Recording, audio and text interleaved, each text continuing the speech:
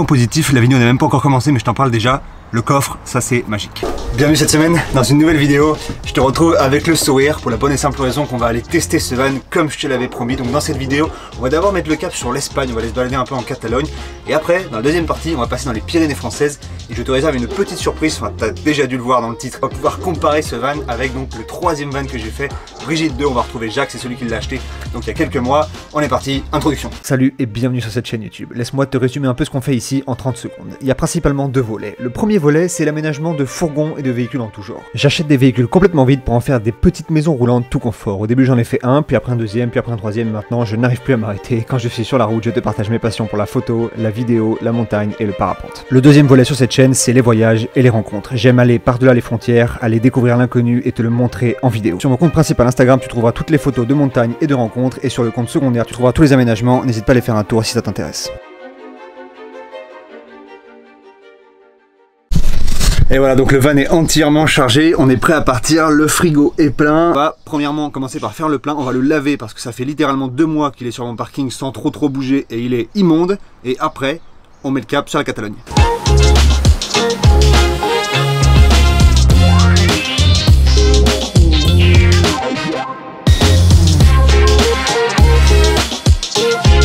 Après le lavage et le plein d'essence, j'ai tranquillement pris la route pour l'Espagne et je me suis arrêté dans une petite brocante. Je me suis arrêté sur la route dans une petite brocante. Premier arrêt du voyage, c'est Franck qui tient cette brocante, super sympa, je vais te le présenter vite fait. Et en fait il est électricien la semaine et le week-end. Donc il vient de racheter cet endroit là et le week-end il expose donc ses créations, il fait ça le week-end. Donc il travaille sur des lampes, il travaille sur pas mal de choses et c'est super sympa, il y a plein de trucs à voir. Des lampes de chef de char de T-72 qui ont été pétées en Ukraine au début de la guerre. Oh waouh. De chars russes. Assez récent du coup. Ouais, c'est des chars russes de T-72. Là vous les avez récupérés il y a quelques mois quoi. Au début de la guerre. Il m'a fait ça vient des chars russes celle-là. Ouais, c'est des chars russes qui ont été pétés au début de la guerre. Donc celle-ci je l'ai électrifiée et celle-ci j'ai pas encore faite. J'ai pris une petite lampe pour le 4x4, je pense que ça pourrait être pas mal. Viens faire un tour ici quand tu peux. Ça s'appelle l'Esprit Broc. Franck est super sympa, c'est un passionné. Et dans la vie, les passionnés, je trouve qu'il n'y a que ça de vrai. Entre autres. Allez, on continue la route.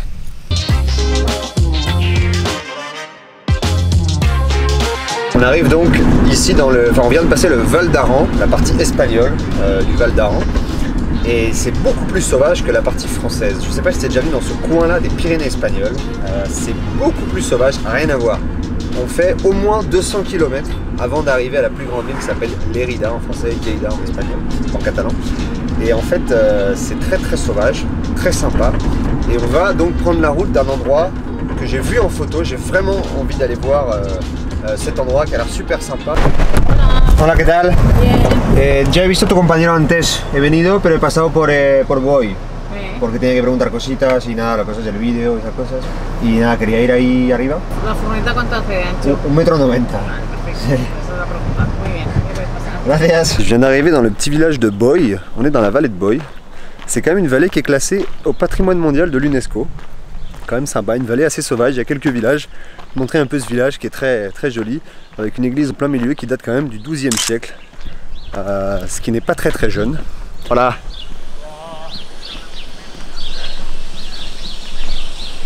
Petit papy qui travaille dans son jardin. On va aller faire un tour au bureau du parc et ça va être l'occasion ensuite, tu vas le voir, de te parler du partenaire de cette vidéo. Hola, buenas. Hola, buenas. Puedo grabar de aquí dentro, ¿no? No importa, ¿no? ¿Para frío? Sí, para YouTube, sí. Pero sí, para un vídeo, vale. Simplemente venía para preguntarte cosas sobre las caminatas. Sí. Y también sobre dónde se puede acampar. Acampar en el sí. parque está prohibido, solo se puede acampar en los campings, en Taúl o en Barruet. Vale, perfecto. Entonces, ¿es esto del parque? Aquí tienes un mapa de información general. Vale. Y me han dicho que para hacer vídeo hay que registrarse o algo así. Dentro del parque si quieres sí. para hacer publicidad. Sí, pero es para uso personal, no, pero si lo quieres vale. colgar en un sitio tienes que pedir Sí, autorización. sería en YouTube, sería un vídeo del lago a lo mejor. Luego... No, pues tienes que... Bon, pas mal d'infos, c'est ce que je pensais, il n'y a pas le droit de dormir dans le parc, hein, forcément. Même pas de laisser son camping-car ou voilà, son fourgon en fait et de dormir dedans, c'est complètement interdit. Alors le partenaire de la vidéo cette semaine c'est Rosetta Stone. Rosetta Stone c'est une application de langue qui te permet d'apprendre une nouvelle langue de manière immersive et intuitive. Je vais te la présenter un peu plus en détail, je vais juste te parler un peu de mon parcours rapidement par rapport aux langues. J'ai appris l'espagnol maintenant il y a quelques années, en immersion complète. Pour mon cas, c'était en Amérique latine. Parler une langue étrangère, quand tu vas dans le pays en question et que tu parles la langue, c'est clair que ça facilite énormément le contact avec la population locale. Avec mon premier van, je suis notamment allé donc en Italie, je parlais pas italien et c'est vrai que ça me... Enfin, je parle toujours pas italien d'ailleurs. Ça m'a un peu bloqué en fait dans le contact que je pouvais créer avec donc les Italiens. Je suis aussi allé en Autriche, je parle pas non plus allemand, je suis allé en Norvège, je parle pas norvégien. Alors, ce qui me plaît particulièrement chez Rosetta Stone et ce qui fait pour moi en fait que cette application, que ce site se différencie complètement des autres, c'est qu'en fait il mise énormément sur la pratique et sur l'apprentissage oral. Et je me suis mis donc à apprendre l'italien parce que c'est une langue que je ne parle pas. Io vivo a Mosca. 7 piatti. 17 piatti. Tu quanti anni hai? Tu quanti anni hai? En fait, c'est une reconnaissance vocale qui est extrêmement développée et ça te permet carrément de converser avec l'application, quoi, comme si tu étais en train de parler avec un natif quasiment. Donc forcément, c'est top en fait. Là, c'est vraiment... tu parles, tu pratiques. Et voilà, donc si jamais ça t'intéresse, n'hésite pas à aller voir sur le site de Rosetta Stone, le lien est en description. Et avec le lien donc que je te donne, il y a donc un abonnement à vie avec une remise de 50%, de 349 € à 174 € et 50 centimes. Tu as accès donc aux 24 langues qui existent pour l'instant sur Rosetta Stone. Ça te permet donc d'apprendre ça sur toute une vie si tu veux, de pratiquer donc régulièrement certaines langues ou de pratiquer une langue 2-3 semaines ou 2-3 mois avant d'aller dans le pays en question. N'hésite pas à aller faire un tour, le lien est dans la description.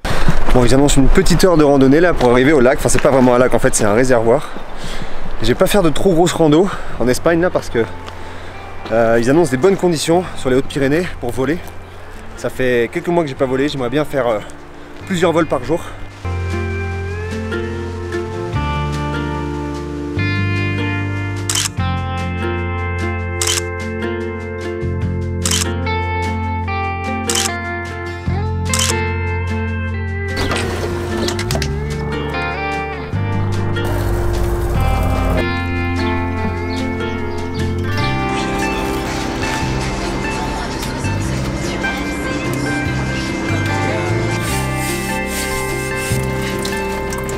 Bon ouais, premier repas dans la cuisine, enfin dans le van fait.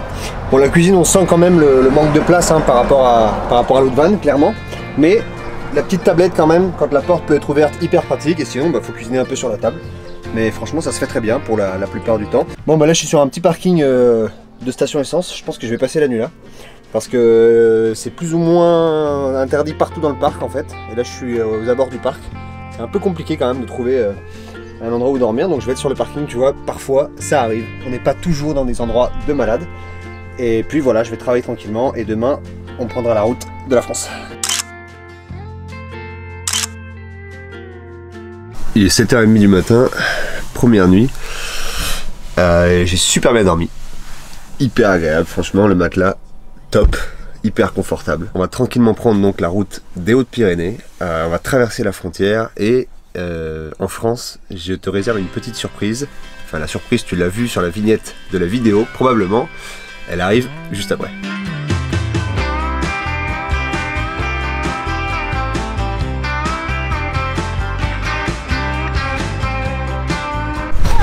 Et voilà, quelques heures de route, bien arrivé dans les Hautes-Pyrénées. Et devine qui je viens de trouver. Devine qui j'ai là. On va aller faire un petit coucou, ça fait quelques mois que je ne l'ai pas vu. On va voir s'il est là.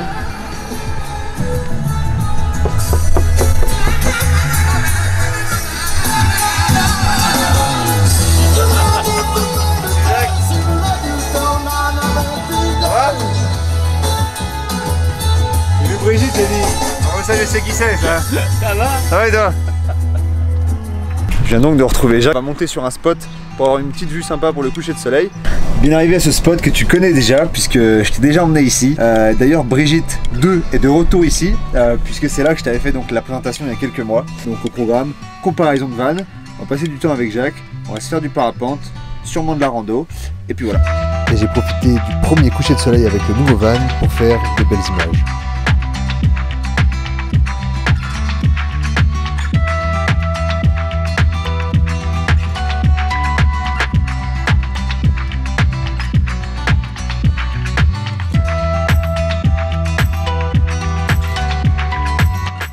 Après quelques mois de construction et quelques mois de vie sédentaire, quel bonheur de retrouver cette sensation d'avoir ta maison partout avec toi.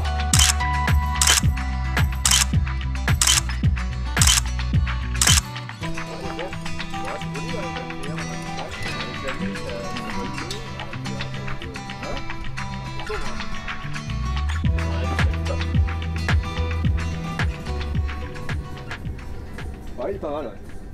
Ah, ouais. Bon matin, comme on dit au Québec. Il est 8 h du matin, le soleil vient de sortir. On a une vue magnifique sur la vallée. Je vais tourner le van, et puis ensuite je vais me mettre à côté de Jack, et donc on va parler un peu, on va faire une espèce de petite comparaison entre ces deux fourgons. Allez, on est avec Jack, et Jack c'est l'heureux propriétaire de... Oui, ça filme, ouais. Depuis quand? Depuis tout à l'heure. On est donc avec Jack. Jack c'est l'heureux propriétaire donc de Brigitte 2. Brigitte 2 c'est donc le troisième fourgon que j'ai fait à l'été 2022. Je te l'avais d'ailleurs présenté ici. Tu te présentais, Jacques, rapidement. Oui, je m'appelle Jacques, voilà. Je connaissais rien du tout au camion, au fourgon, au camping-car. Et en fait, je suis allé voir les vidéos il y a 2 ans et demi. J'ai accroché sur différents sites sur YouTube pour essayer de comprendre comment tout ça fonctionnait, etc. Et là, donc je suis l'heureux propriétaire depuis le 15 décembre de l'année dernière. Voilà. C'est ça, donc ouais, je l'ai vendu en décembre dernier et ça fait quelques mois que Jacques est sur la route maintenant, il en profite, donc il a fait l'Espagne, tu as fait l'Espagne pour l'instant, c'est ça? Du coup je lui ai proposé de venir passer 3-4 jours ici pour qu'on puisse aussi comparer donc les deux aménagements. Ça va être l'occasion de voir un peu quelles sont les différences. Parce que comme tu le sais, donc l'aménagement que je viens de faire, je l'ai encore jamais fait ce plan là. Et le plan Brigitte, j'en suis un peu habitué parce que j'ai passé pas mal de temps sur la route avec ce plan. Je veux bien ton avis pour commencer, Jacques, sur ce plan. Toi qui es sur la route depuis quelques mois, je sais que c'est ce plan que tu as beaucoup aimé. Je me souviens au téléphone quand tu m'as appelé, quand je l'ai mis à vendre, tu m'as dit je voudrais vraiment ce plan là. Oui, moi ce qui m'intéressait c'est l'aspect convivial. On peut effectivement s'asseoir à 4 autour d'une table. On a la vue sur là où on est installé et ça c'est formidable. La douche, douche, toilette sèche, enfin ça correspond exactement techniquement à ce que je souhaitais. J'ai largement suffisamment de placards et de coffres pour ranger mes affaires d'hiver, mes affaires d'été, puisque j'habite à l'année. Là je me suis donné 1 an pour l'instant. Alors tu l'as pas testé le nouveau plan évidemment, mais par rapport à ce que tu vois, par rapport à ce que j'ai pu te dire, moi ça fait que 2 jours là que je suis en train de le tester, juste avant donc j'étais en Espagne. Qu'est-ce que tu verrais? Qu'est-ce que les avantages de l'autre plan? Le lit permanent peut-être? Oui, effectivement, le lit permanent, on n'a ouais. pas à refaire le lit, on peut, si on boit son café, on peut s'arranger un moment l'après-midi ou des choses comme ça. C'est effectivement, c'est un plus. Ouais. Le coffre aussi, il y a quand même le coffre qui est quand même bien pour pouvoir ranger un vélo. En enlevant une roue, j'imagine qu'un vélo rentre. Skateboard, trottinette, tout ça doit rentrer bien plus facilement. Ouais. Et c'est marrant parce que effectivement quand je regarde un peu sur vos avis, donc sur Instagram ou sur YouTube, dans les commentaires ou par message, c'est très partagé. C'est soit il y a des gens qui sont des inconditionnels de Brigitte, ou alors des gens qui préfèrent donc le nouveau plan. Mais si je devais rechoisir à nouveau, je reprendrais encore cette configuration. Jacques n'est pas convaincu par le nouveau plan, je tiens à te le dire. Moi j'avoue que je suis partagé. J'ai encore quelques jours devant moi là pour continuer à le tester. Je suis partagé parce que je te l'avais déjà dit dans les autres vidéos, le plan Brigitte c'est vraiment le plan qui m'a séduit au tout début quand je me suis lancé donc dans la vie en fourgon, un peu comme ce que Jacques est en train de dire, parce que ouais il est super fonctionnel, c'est un plan qui est top, ne serait-ce que le salon avec les portes arrière c'est extraordinaire, que le fait que tu aies ta douche et puis effectivement la cuisine dans un 6 mètres de long comme disait Jacques. Alors là c'est la même chose, on a aussi une douche, une cuisine etc, mais ce plan fait que tout est plus petit. La banquette est plus petite, la cuisine est plus petite, la douche est plus petite, il y a moins de rangement, malgré qu'il y ait quand même le garage qui soit intéressant. Ce plan-là est moins, c'est vrai qu'il y a moins de mobilité. Alors Jacques l'a pas ressenti forcément parce qu'il n'a pas testé, mais c'est vrai que je te le disais au tout début quand j'ai commencé la construction de ce nouveau fourgon, je te disais que celui-là ça faisait plus appartement selon moi, que le couloir faisait que tu as beaucoup plus de mobilité, alors que celui-là c'est beaucoup plus un van. Et c'est vrai que la mobilité est très réduite quand même, c'est-à-dire que tu te lèves du lit, tu es directement sur la banquette, tu descends par la banquette, tu te retrouves dans un espace qui est moins grand, et puis après dès que tu bouges la table, forcément la table parfois elle tape dans la salle de bain, donc c'est vrai qu'il y a moins d'espace, c'est un peu le prix à payer pour avoir un lit permanent. Juste pour dire aussi quelque chose qu'il faut souligner sur ces fourgons là, en tout cas ces modèles qui sont faits comme ça dans cet état d'esprit, ils sont extrêmement discrets. Ouais. Et ça, on peut dormir en plein centre-ville, et je l'ai fait, dans des centres-villes où on n'est pas embêté.